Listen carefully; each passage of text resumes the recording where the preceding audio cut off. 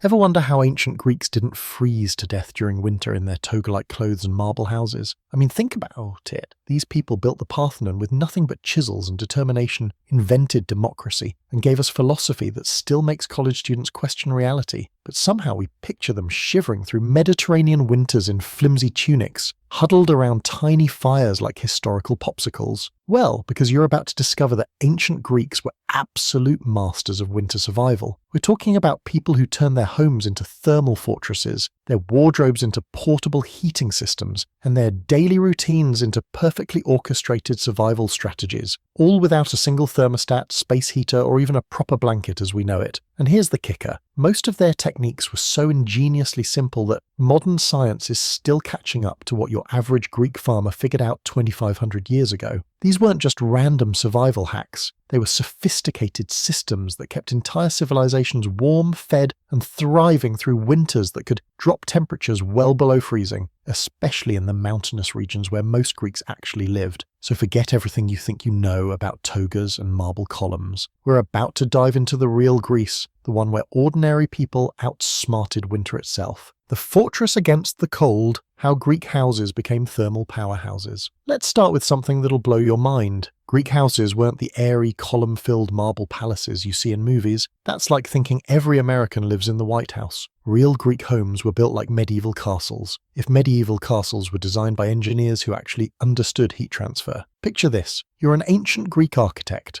and you've got to design a house that'll keep a family warm when winter winds come howling down from the mountains. You don't have insulation, central heating, or even glass windows. What do? You get creative. First, Greeks mastered what modern architects call thermal mass, basically using heavy materials that absorb heat during the day and release it slowly at night. Their houses were built with thick mud brick walls, sometimes up to 3 feet thick. 3 feet! That's thicker than most modern apartment walls. These weren't just walls, they were thermal batteries. But here's where it gets clever. Greeks didn't just make thick walls, they made smart thick walls. Archaeological evidence from sites like Olympus shows that these mud brick walls were often filled with a mixture of clay, straw, and sometimes even animal dung. Before you wrinkle your nose, understand that this created an incredibly effective insulating material. The straw provided air pockets, natural insulation, the clay held everything together, and the organic matter actually improved the thermal properties. Modern scientists tested these ancient building techniques and found something surprising. A properly built Greek mud brick wall could maintain internal temperatures up to 15 degrees warmer than outside temperatures purely through thermal mass. That's better than some modern construction without insulation. Now, let's talk about orientation. Greeks were obsessed with the sun, and not just because they worshipped Apollo. They positioned their houses to capture maximum solar gain during winter months. The main living areas face southeast, catching the low winter sun throughout the day. It's what we now call passive solar design, and it was standard practice in ancient Greece. But wait, there's more. Greek houses featured what archaeologists call sunrooms, covered courtyards that acted like natural greenhouses. During winter, these spaces would warm up during the day and provide a buffer zone between the cold exterior and the living spaces. Families would spend their daylight hours in these areas, soaking up warmth like human solar panels. The roofing system was equally ingenious. Greeks used flat or low-pitched roofs covered with clay tiles, but underneath, they created what was essentially an ancient version of a crawl space. This dead-air space provided additional insulation and prevented heat from radiating straight up into the sky. And here's something that'll make modern homeowners jealous. Greeks figured out underfloor heating 2,000 years before it became a luxury home feature. In wealthier homes, they created hypercourse systems, networks of channels under the floor where warm air from central fires could circulate. It was like having a giant heating pad under your entire house. But even average families had their tricks. They would heat stones in their cooking fires during the day, then place them in clay containers and slide them under their raised wooden floors. These hot stones would radiate heat upward through the floorboards all night long. Imagine going to bed knowing your entire floor was basically a gentle heating system. The windows, or lack thereof, were another stroke of genius. Most Greek homes had small high windows that could be covered with wooden shutters,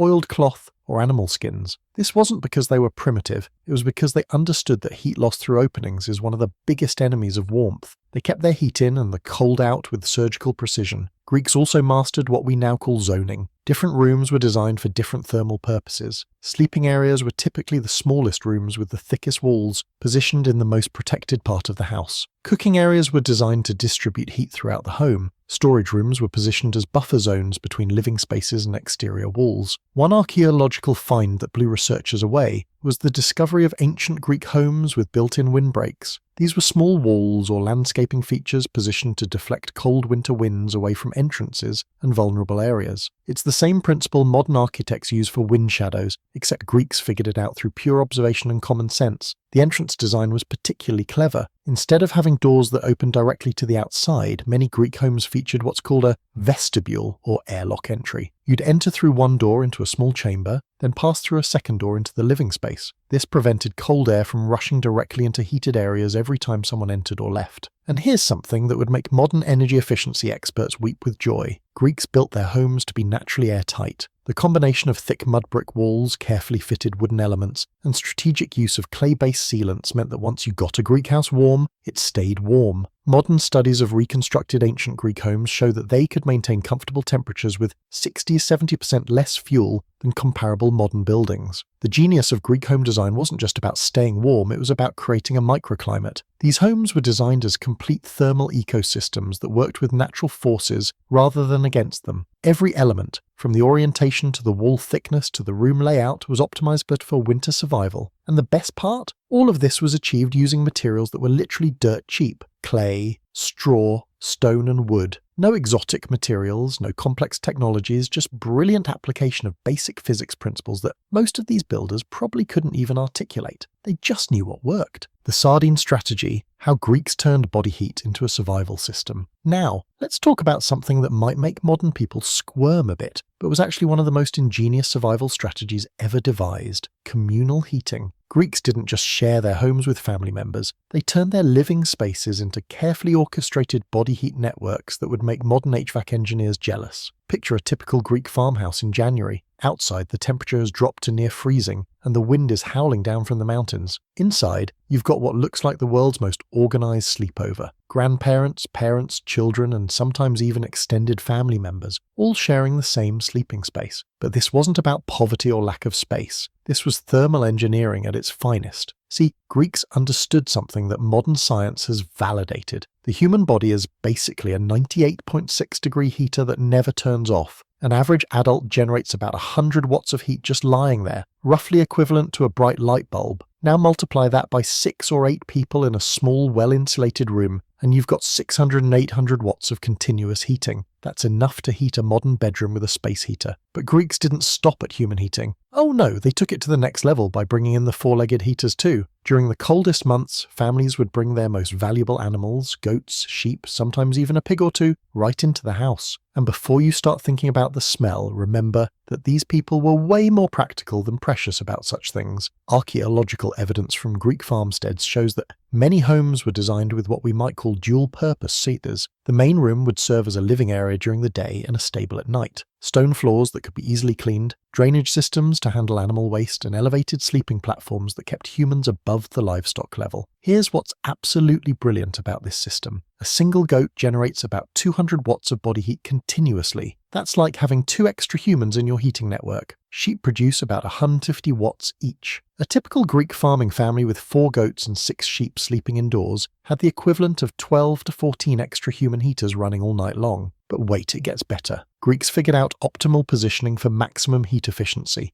Animals were placed on the floor level, where their heat would naturally rise to warm the human sleeping areas above. Families would arrange themselves in sleeping clusters that maximize shared body heat while maintaining social hierarchies and privacy needs. The sleeping arrangements were surprisingly sophisticated. Extended families would create what modern survival experts call heat-sharing pods, groups of 3 or 4 people sharing sleeping furs and blankets in carefully arranged positions that maximized heat transfer while minimizing heat loss. Children and elderly family members who had the hardest time maintaining body temperature were placed in the center of these clusters. Greek families also mastered the art of thermal zoning within their communal sleeping areas. The warmest spots went to the most vulnerable family members, while adults who could better handle cold temperatures took positions that helped block drafts and seal heat inside the sleeping area. And here's something that'll surprise you. This communal sleeping system was often more comfortable than many modern heating solutions. Instead of the dry, forced air that comes from modern heating systems, families were surrounded by naturally humidified air from human and animal respiration. No stuffy noses, no dried out sinuses, just naturally balanced humidity levels that made cold air more comfortable to breathe. Greeks also used what we might call thermal clothing systems for communal sleeping. Instead of individual blankets, families would share large communal sleeping furs and woolen covers that were designed to trap heat for entire groups. These weren't just thrown over the people randomly, they were carefully arranged systems with specific roles for different layers. The base layer would be made of soft, insulating materials like sheepskin or felted wool placed directly against the sleeping surface. The middle layer would be heavier woolen blankets that provided the main insulation. The top layer would be weather-resistant materials like waxed wool or treated animal skins that prevented heat from escaping upward. But here's where it gets really interesting. Greeks discovered that the optimal group size for maximum heating efficiency was 6 to 8 people. Fewer than that, and you didn't generate enough collective heat. More than that, and people on the edges would still get cold while those in the center would overheat. Modern survival manuals recommend the exact same group sizes for emergency shelter heating. The timing of these communal heating sessions was also carefully orchestrated. Families would begin gathering in their sleeping areas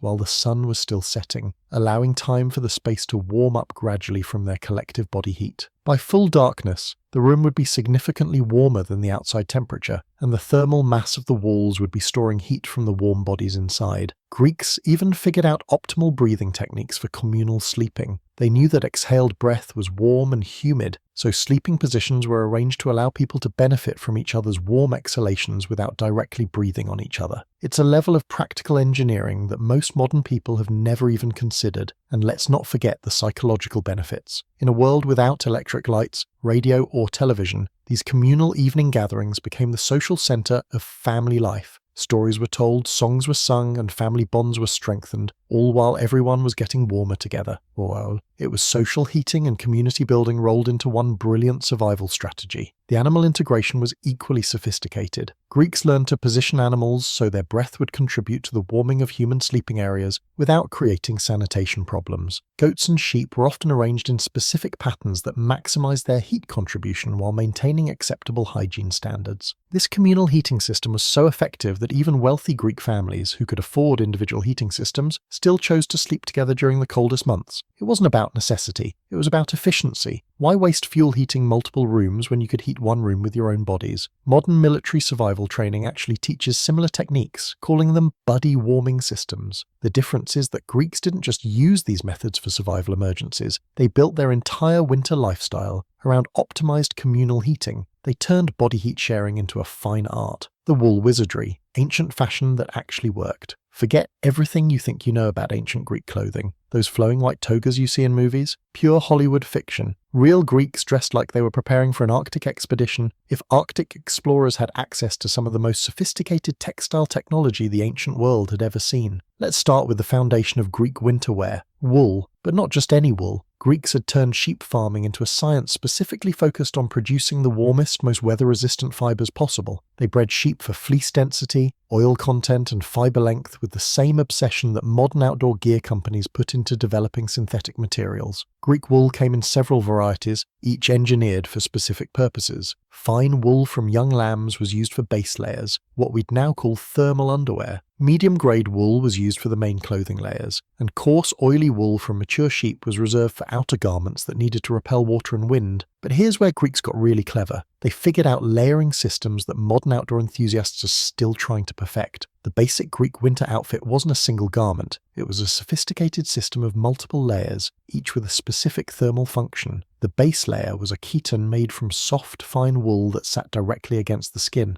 This wasn't just underwear, it was essentially a full-body thermal shirt that wickered moisture away from the skin while providing the first layer of insulation. Greeks understood that staying dry was crucial to staying warm, so these base layers were designed with loose weaves that allowed air circulation while preventing moisture buildup. Over the chiton came the main garment layer, usually a heavier woolen tunic or dress that provided the primary insulation. These garments were cut generously to trap warm air between the layers, creating what modern outdoor gear makers call loft. The Greeks knew that dead air space was one of the best insulators available, so their clothing was designed to maximize air trapping. But the real genius was in the outer layer, the hemation. This was essentially a large rectangular piece of heavy wool that could be worn as a cloak, blanket, or even a sleeping bag when needed. The hemation was made from the coarsest, most weather-resistant wool available, often with natural oils left in the fibers to repel moisture. And here's something that'll blow your mind. Greeks figured out how to make their wool naturally water-resistant without any chemical treatments. They would take freshly sheared wool, still containing the sheep's natural lanolin, basically sheep oil, and felt it using heat, moisture, and pressure. This process created dense, water-repelling fabric that was warmer than regular wool, and actually got more weather-resistant with age and use. The felting process was like ancient textile alchemy. Greek women would lay out layers of wool fibers, sprinkle them with hot water, and then roll, press, and manipulate the fibers until they'd lock together into a dense, unified fabric. The result was material that was windproof, water-resistant, and incredibly warm, basically ancient Gore-Tex made from sheep. But Greeks didn't stop at regular wool. They also incorporated other animal fibers into their winter wardrobe. Goat hair was woven into cloaks and outer garments for its durability and weather resistance. Goat hair has natural crimp that creates excellent insulation, and it's naturally water-repelling. Greeks would blend goat hair with sheep wool to create fabrics that combined the warmth of wool with the toughness of goat fiber. For the wealthy, there were even more exotic options. Some Greeks incorporated rabbit fur, fox fur, or even imported materials like silk into their winter clothing. But the real luxury wasn't exotic materials, it was the quality of the wool preparation and the sophistication of the garment construction. Greek winter capes deserve their own engineering award. These weren't simple blankets thrown over the shoulders, they were precisely calculated garments designed for maximum heat retention and weather protection. The typical Greek winter cape was semicircular, with carefully placed folds and pleats that created air pockets for insulation while allowing freedom of movement. The attachment and closure systems were equally ingenious. Instead of buttons or zippers, which didn't exist, Greeks used bronze pins, called fibulae, that could be adjusted to control airflow and heat retention. These pins could be positioned to seal the garment completely in extreme cold, or open to allow ventilation when active. It was like having adjustable vents on your winter coat. Greeks also mastered the art of what modern outdoor enthusiasts call adaptive layering. Their clothing systems were designed so that layers could be added or removed quickly as conditions changed. A person could go from indoor comfort to outdoor work to sleeping warmth just by rearranging the same basic garments. The construction techniques were surprisingly sophisticated. Greek women used weaving and stitching methods that created garments with different thermal properties in different areas. The torso area might be tightly woven for maximum warmth, while the arms and shoulders were more loosely constructed for mobility. Seams were positioned to minimize heat loss, and edges were finished to prevent unraveling and cold air infiltration. One technique that modern archaeologists are still trying to fully understand is Greek thermal tailoring. Evidence suggests that Greek clothing was cut and sewn to create specific air circulation patterns that optimize body heat retention. Different body areas generate different amounts of heat, and Greek garments seem to have been designed to capture heat from warm areas and direct it to cooler areas. The dyeing process also served thermal purposes. Greeks discovered that certain dyes actually improved the thermal properties of wool. Dark colours absorbed more solar heat during sunny winter days, while certain plant-based dyes seemed to improve the water resistance of the fibres. For footwear, Greeks created what were essentially ancient snow boots. These were made from multiple layers of leather and felt, with wool lining and sometimes even heated stones placed inside for extra warmth. The soles were often studded with metal pieces for traction on icy surfaces. Greek winter hats were engineering marvels in miniature. Since the human head loses a disproportionate amount of body heat, Greeks created fitted caps that covered not just the head, but often extended down to protect the neck and ears. These caps were made from the finest, densest felt available, and were often lined with soft fur for comfort. And here's something that modern outdoor gear companies are just now figuring out. Greeks created different clothing systems for different winter activities. There were specific outfits for indoor work, outdoor labour, travelling, and sleeping. Each system was optimized for the thermal demands of that particular activity. The maintenance and care of these garments was also sophisticated. Greeks knew that proper care extended the life and effectiveness of their winter clothing. Woolen garments were regularly cleaned with specific techniques that preserved the natural oils, refelted when necessary, and stored with aromatic herbs that prevented insect damage while maintaining the fiber's properties. Perhaps most impressively, all of this textile technology was completely renewable and sustainable. Sheep provided new wool annually, the processing required no fossil fuels or synthetic chemicals, and old garments could be recycled into new ones or repurposed for other uses. Greeks had created a winter clothing system that was both highly effective and completely environmentally friendly. the belly warmer strategy, how Greeks turned food into internal heating systems. Here's something that'll change how you think about ancient Greek cuisine forever. Those people weren't just eating to satisfy hunger, they were eating to generate heat. Greek winter cooking was basically internal heating system management, and they had it down to a science that would make modern nutritionists weep with admiration. Let's start with the foundation of Greek winter survival, the stew. But we're not talking about your grandmother's beef stew, we're talking about calorie-dense, fat-heavy, warming powerhouses that were engineered to keep human furnaces burning hot all day long. Greeks understood that certain foods literally make your body generate more heat, and they built their entire cold-weather diet around maximizing this thermogenic effect. The typical Greek winter stew was what modern nutritionists would call a perfect macro balance for cold-weather survival. It started with a base of lentils or chickpeas, complex carbohydrates that provide sustained energy and actually require calories to digest, generating heat in the process. Then came chunks of preserved meat, usually pork or goat, providing the high-fat content necessary for serious calorie density. But here's where it gets brilliant. Greeks added what they called warming spices to these stews. We're talking about garlic, onions, black pepper, and various herbs that modern science has proven actually increase your metabolic rate and core body temperature.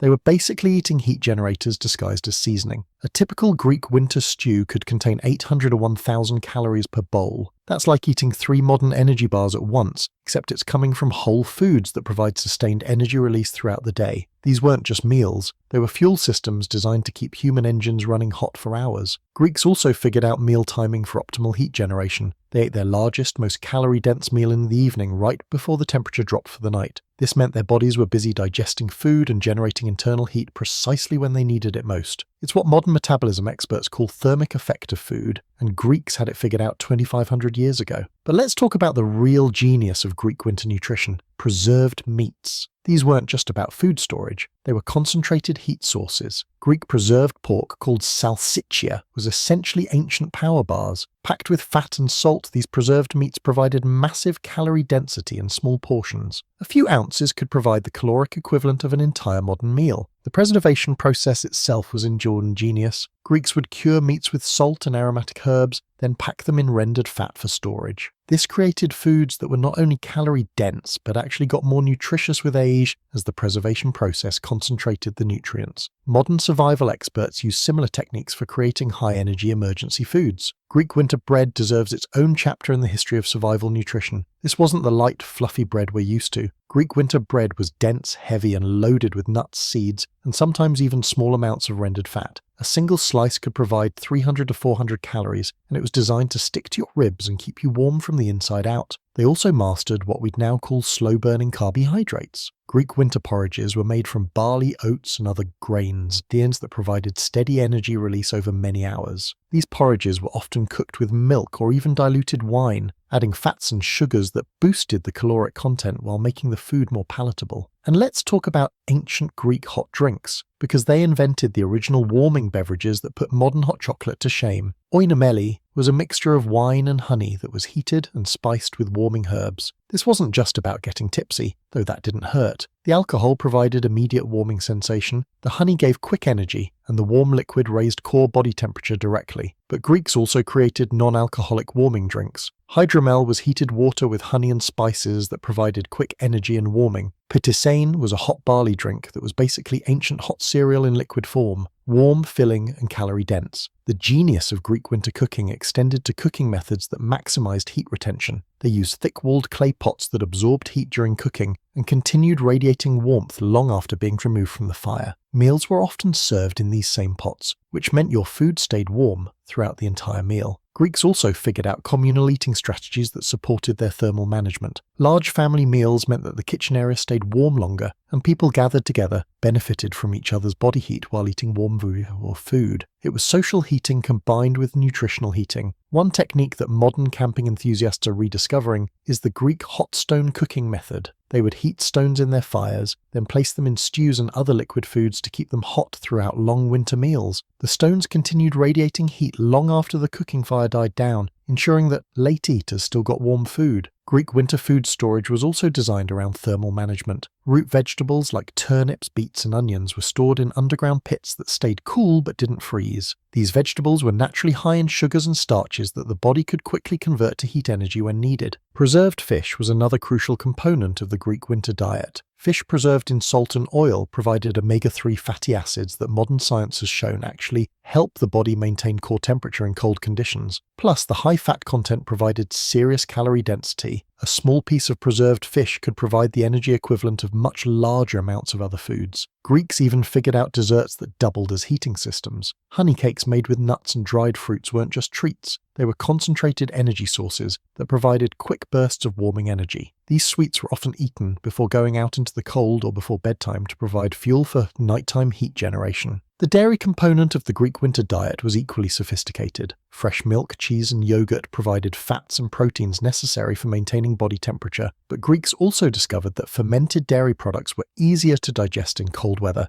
and actually seemed to boost the immune system during the challenging winter months. Perhaps most impressively, Greeks understood the psychological component of warming foods. They knew that hot, aromatic, flavorful foods didn't just provide calories, they provided comfort and mental warmth that made the physical challenges of winter more bearable. The smell of a simmering stew or the taste of mulled wine provided psychological heating that supplemented the physical warming effects. All of this nutritional engineering was accomplished using entirely local ingredients and traditional preparation methods. No exotic imports, no complex processing, just brilliant application of nutritional principles using the foods that were available in the Mediterranean climate. Greeks had created a complete winter nutrition system that kept people not just bathed, but actively warm from the inside out. The split sleep secret, how Greeks hacked their circadian rhythms for winter survival. Prepare to have your mind blown by something that modern sleep researchers are just now rediscovering. Ancient Greeks didn't sleep like we do. They had figured out a sleep schedule that was perfectly adapted to winter survival, and it's so effective that modern scientists are calling it one of the most natural and healthy sleep patterns humans have ever used. Here's the thing that'll make you question everything about modern sleep habits. Greeks practice what we now call segmented sleep, or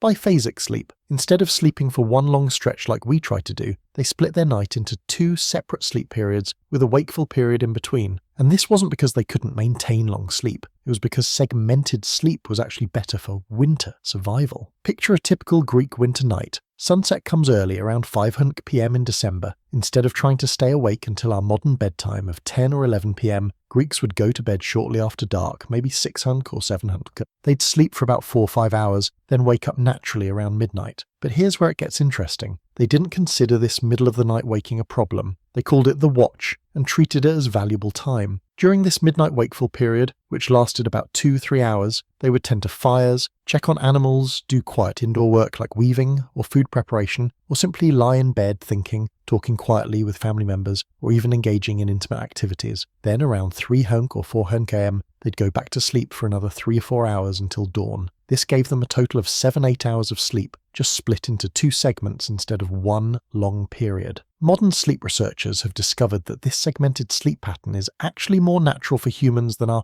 current single-block sleep schedule. Historical evidence suggests that most humans slept this way until the invention of artificial lighting, but Greeks had turned this natural pattern into a winter survival tool. Why was segmented sleep so perfect for winter survival? First, it meant that fires never went completely cold. During the watch, someone was always awake to add fuel to fires, ensuring that homes stayed warm throughout the night. In a world without central heating, this was crucial for preventing dangerous temperature drops that could lead to illness or even death. Second, the midnight wake period was perfect for security. Winter was when wild animals were most likely to approach human settlements looking for food, and when human raiders might attempt attacks on isolated farmsteads. Having people naturally awake during the deepest part of the night provided built-in security patrol. But the genius goes deeper. Modern sleep studies have shown that the natural break between sleep periods occurs during what's called REM rebound, a time when the brain is highly active and creative. Greeks used this midnight wakeful period for activities that benefited from enhanced mental clarity, planning,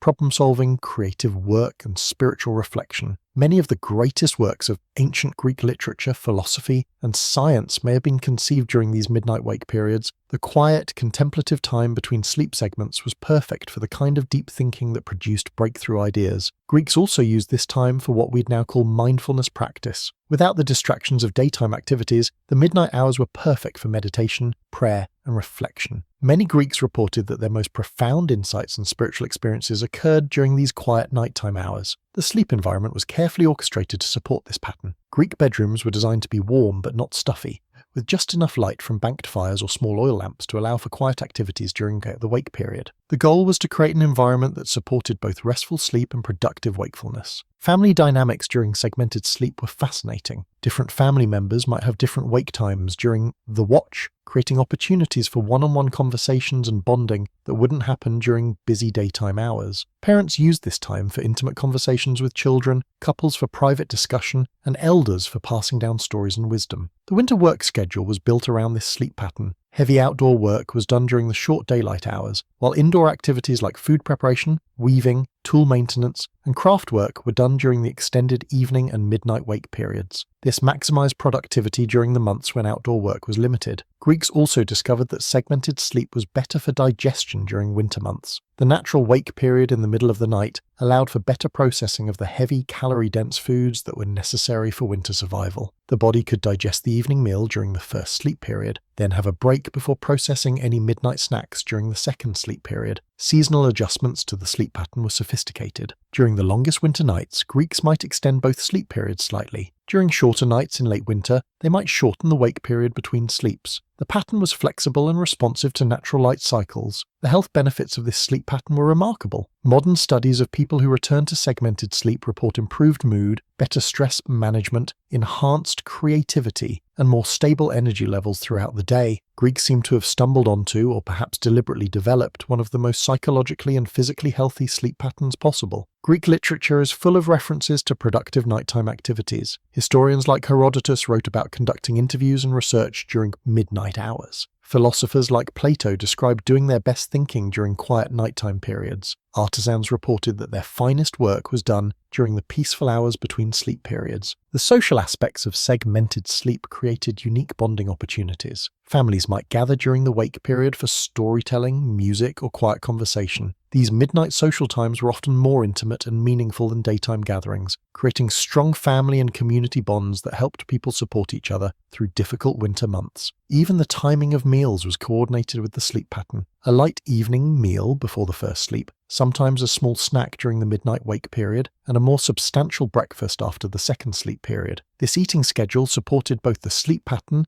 and the body's need for steady energy during cold weather. Perhaps most remarkably, Greeks maintained this segmented sleep pattern year-round, but used it most strategically during winter. The longer nights of winter made the pattern more pronounced and more beneficial for survival, while shorter summer nights naturally compressed the wake period between sleeps. Modern shift workers, new parents, and people with sleep disorders are now being encouraged by sleep specialists to try segmented sleep patterns based on this ancient Greek model. It turns out that what we thought was a primitive way of sleeping may actually be superior to our modern sleep habits for both physical health and mental well-being. The ancient pantry, how Greeks made winter food appear like magic. Get ready to discover storage techniques so ingenious that modern preppers are still trying to figure out how the Greeks pulled it off. We're talking about people who could make fresh food appear in the middle of winter without refrigeration, freezing, or any of the preservation technology we depend on today. They had turned food storage into a science that kept families fed and healthy through months when nothing grew and hunting was nearly impossible. Let's start with something that'll blow your mind: the underground amphora system. Greeks didn't just throw their food in a root cellar and hope for the best. They created sophisticated underground storage networks that were essentially natural refrigeration systems, each designed for specific types of food with specific storage requirements. Picture this. Beneath a typical Greek farmhouse, there's a network of carefully positioned ceramic jars called amphorae, buried at different depths and angles to create optimal storage conditions for different foods. Grain amphorae were buried deepest, where the temperature stayed most constant. Olive oil containers were positioned at intermediate depths, where they'd stay cool but not cold enough to solidify the oil. Preserved meat containers were placed at shallower depths with better air circulation. But here's where it gets brilliant. The amphora placement wasn't random. Greeks had figured out the thermal properties of soil at different depths and positions. They knew that soil temperature stays constant at about 55 to 60 degrees Fahrenheit once you get 6 to 8 feet down. That's the perfect temperature for long-term grain storage, cool enough to prevent spoilage, but warm enough to prevent damage from freezing. The amphora design itself was engineering genius. These weren't just pottery containers, they were precision storage technology. The narrow neck restricted air exposure, while the wide body provided maximum storage volume. The pointed bottom allowed them to be buried at angles that prevented water accumulation, while maintaining optimal temperature contact with the surrounding soil. Greeks also figured out what modern food scientists called controlled atmosphere storage. They would seal amphorae with wax, clay or resin plugs that allowed tiny amounts of gas exchange while preventing major air infiltration. This created storage environments that were low in oxygen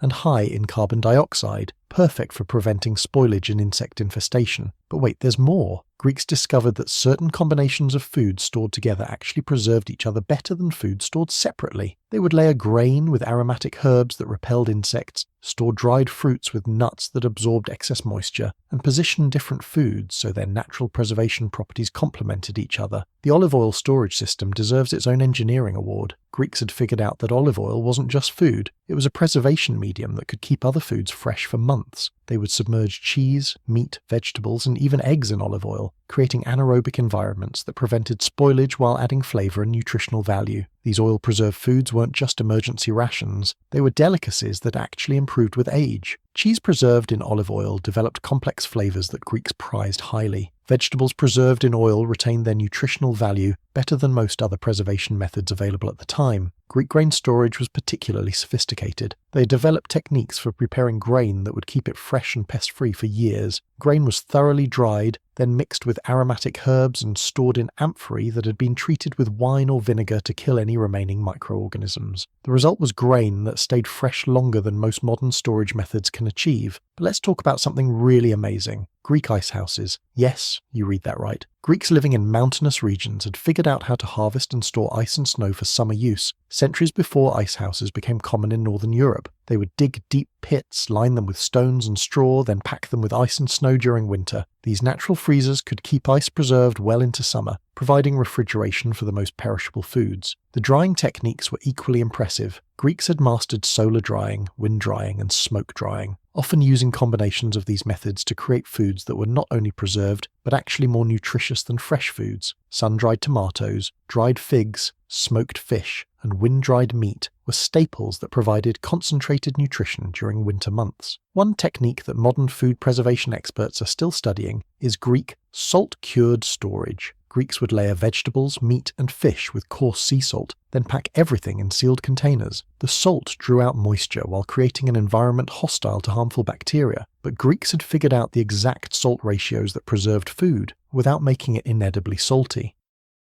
The fermentation systems were biotechnology before anyone knew what biotechnology was. Greeks created controlled fermentation environments that transformed fresh foods into preserved foods with enhanced nutritional value. Fermented vegetables provided vitamins that were crucial for winter health, especially vitamin C that prevented scurvy and other nutritional deficiencies. Greek honey storage was another marvel. They discovered that honey was not only a sweetener, but a preservative that could keep other foods fresh indefinitely. Fruits preserved in honey stayed fresh for years, meat preserved in honey remained safe to eat for months, and honey-preserved nuts provided high-energy food that was perfect for winter nutrition. The wine storage system doubled as food preservation technology. Greeks used wine not just for drinking, but as a preservative for fruits, vegetables, and even meat. Foods preserved in wine developed complex flavors while staying safe to eat for extended periods. Plus, the alcohol content provided additional calories and warming effects that were valuable during cold weather. Perhaps most impressively, Greeks had developed backup systems for their backup systems. If one preservation method failed, they had multiple other methods ready to use. If amphorae cracked, they had ceramic repair techniques. If dried foods got wet, they had redrying procedures. If fermented foods went bad, they had detection methods and disposal protocols. The seasonal timing of food preservation was choreographed like a ballet. Greeks knew exactly when to harvest each type of food for optimal preservation, which preservation methods worked best at different times of year, and how to coordinate multiple preservation projects so that the workload was manageable while ensuring maximum food security. Regional variations in preservation techniques were fascinating. Greeks living near the sea had developed salt-based preservation methods that took advantage of abundant sea salt. Mountain Greeks had figured out freeze-drying techniques using natural winter conditions. Valley Greeks had mastered fermentation methods that worked best in their particular climate conditions. The most remarkable thing about all these preservation techniques, they were completely sustainable and renewable. No fossil fuels, no synthetic chemicals, no complex machinery. Just brilliant application of natural processes using materials that were readily available in the Greek environment. They had created a complete food security system that was both highly effective and completely environmentally friendly. Modern survivalists and food security experts are now studying these ancient Greek techniques, trying to figure out how to apply them to contemporary food storage challenges. It turns out that what we thought were primitive preservation methods may actually be superior to many modern food storage technologies for both effectiveness and sustainability. Mountain versus coast, how Greeks adapted their survival game to different climates. Here's something that'll completely change how you think about ancient Greece. It wasn't one climate, one culture, or one set of survival strategies. Greeks living in the mountains had completely different winter survival techniques than Greeks living on the coast, and both groups had developed methods so perfectly adapted to their specific environments that modern survival experts are still trying to reverse engineer their techniques. Let's start with the mountain Greeks, because their survival strategies were absolutely hardcore. We're talking about people living at elevations where winter temperatures could drop well below freezing, where snow might cover the ground for months, and where a single mistake in preparation could mean death for an entire family. Mountain Greek houses were built like fortresses against winter. While coastal Greeks could get away with relatively thin walls and larger windows, mountain Greeks built homes with walls that were sometimes 4 feet thick. These walls weren't just thicker, they were engineered differently, with multiple layers that created insulating air pockets. The outer layer was stone for durability, the middle layer was rubble and clay for thermal mass, and the inner layer was smooth clay plaster that reflected heat back into the living space. But here's where mountain Greeks got really creative. They built their homes partially underground, not basements, actual semi-subterranean living spaces that took advantage of the Earth's natural insulation. Once you get below the frost line, soil temperature stays relatively constant year-round. Mountain Greeks would excavate the main living areas several feet below ground level, then build up from there. The result was homes that were naturally insulated by the Earth itself. Mountain Greek heating systems were engineering marvels. Instead of simple fire pits, they created sophisticated heating networks that distributed warm air throughout their homes. Central fires were connected to networks of stone channels that carried heated air to different rooms. Some mountain homes had hypercore systems that were more advanced than anything found in coastal areas. The clothing systems were equally specialized. Mountain Greeks had developed cold weather gear that would make modern outdoor enthusiasts jealous. They created layered clothing systems using multiple types of animal fur, sheep wool for the base layer, goat hair for the middle layer,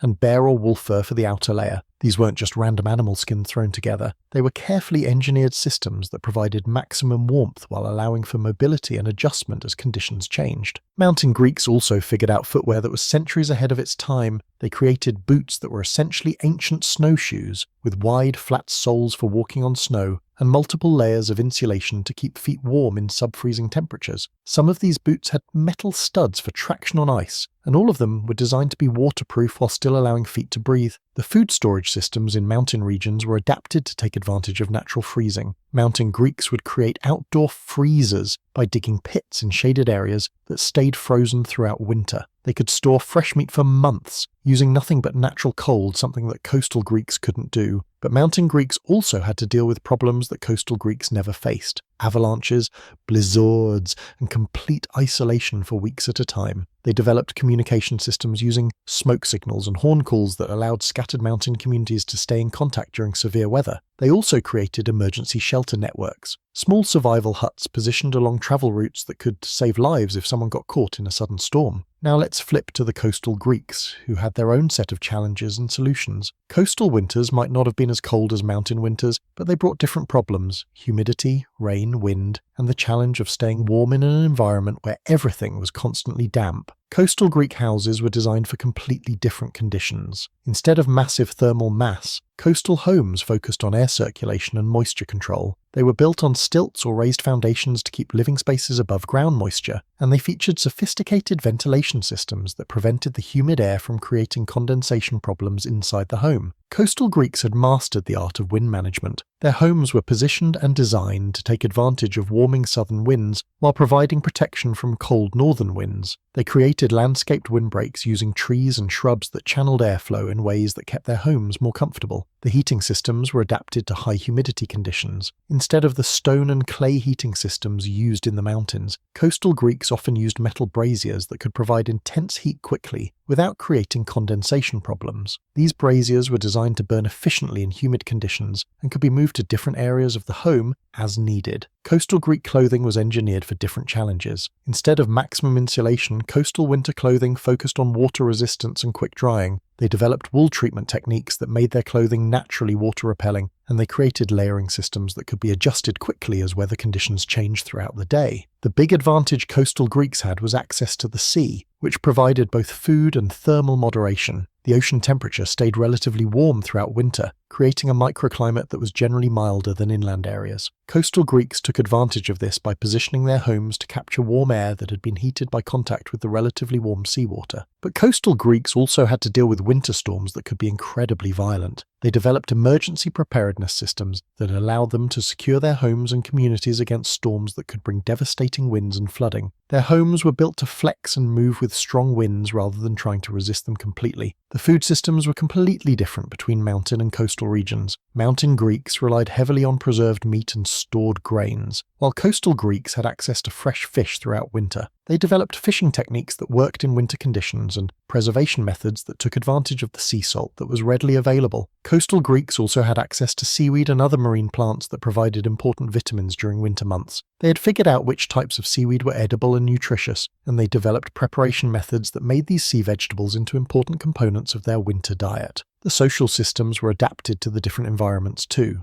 Mountain Greeks lived in smaller, more isolated communities that had to be completely self-sufficient during winter months. They developed social structures that emphasized cooperation and resource sharing within small groups. Coastal Greeks lived in large communities that could maintain contact and trade throughout winter, so their social systems were based on specialization and exchange. Trade networks were completely different. Mountain Greeks had to store everything they needed for winter because they might be completely cut off from outside contact for months. Coastal Greeks could maintain limited trade and contact throughout winter, so they could afford to specialize more and depend on exchange with other communities. Perhaps most fascinating, the two groups had developed completely different relationships with their environments. Mountain Greeks saw winter as something to survive through, a dangerous time that required maximum preparation and constant vigilance. Coastal Greeks saw winter as a different season that required adaptation, but still allowed for relatively normal life activities. Modern climate adaptation experts are studying these regional variations in Greek survival techniques because they demonstrate how human communities can develop highly effective adaptation strategies when they're allowed to evolve naturally over long periods. The differences between mountain and coastal Greek winter survival methods show how the same basic human needs can be met in completely different ways depending on local environmental conditions. Both groups were successful in their adaptations, but their techniques were so different that a mountain Greek might not survive well on the coast, and a coastal Greek might struggle in the mountains. Each group had become perfectly adapted to their specific environment through generations of trial, error, and accumulated wisdom. The genius of simplicity, what modern science says about ancient wisdom. Here's the part that'll completely blow your mind. Modern scientists have spent decades and millions of dollars studying cold weather survival, energy efficiency, and thermal management, only to discover that ancient Greeks had figured out most of this stuff using nothing but observation, common sense, and trial and error, learning that got passed down through generations. Let's start with something that modern building science has only recently validated: the thermal performance of ancient Greek mud brick construction. In 2018, researchers at the University of Athens built exact replicas of ancient Greek homes using traditional materials and methods, then tested them against modern construction standards. The results were shocking. The ancient Greek homes, built with nothing but mud, straw, and stone, performed better than modern homes in several key areas. They maintained more stable internal temperatures, required less energy for heating, and created more comfortable living environments than comparable modern structures. The thermal mass properties that Greeks had figured out through experience turned out to be more effective than many modern insulation systems. But here's where it gets really interesting. Modern materials science has revealed why Greek textile techniques were so effective.